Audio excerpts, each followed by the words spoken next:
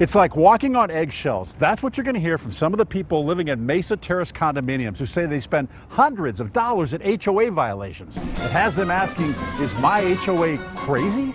Over the years, they just piled up.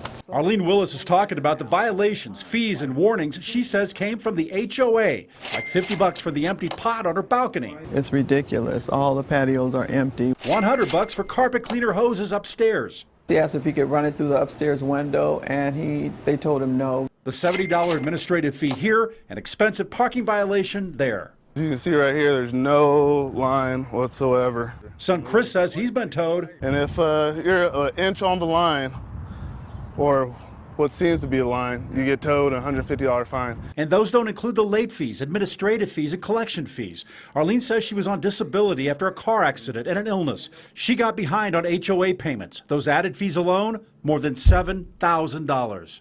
HOAs are supposed to keep order, so some violations are expected, but a communications violation? As I said, I was going to come to Channel 15 News. Yep, a $50 warning because we called the HOA about Arlene's concerns. Third parties are not permitted to communicate with the HOA except during board meetings. Do you feel like you have a right to talk to us? I feel like I have a right to voice my opinion. The media fee is pretty disturbing. Attorney Jonathan DeSalis represents homeowners against HOAs and says this list of fees is over the top. They're posted on a website run by the HOA's property manager, Scott Gordon.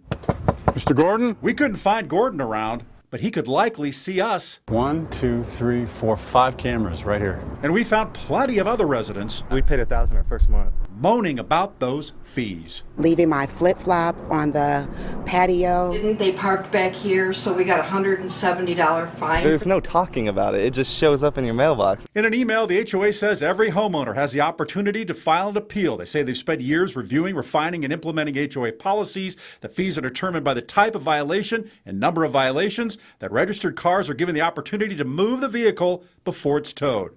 Arlene says enough is enough. It's just like harassment. The HOA says Scott Gordon is one of several employees hired to handle day-to-day activities here. We know Gordon owns several units here as well. Go to abc15.com, click on sections, let Joe know, or like the Let Joe Know Facebook page and tell me all about it right there.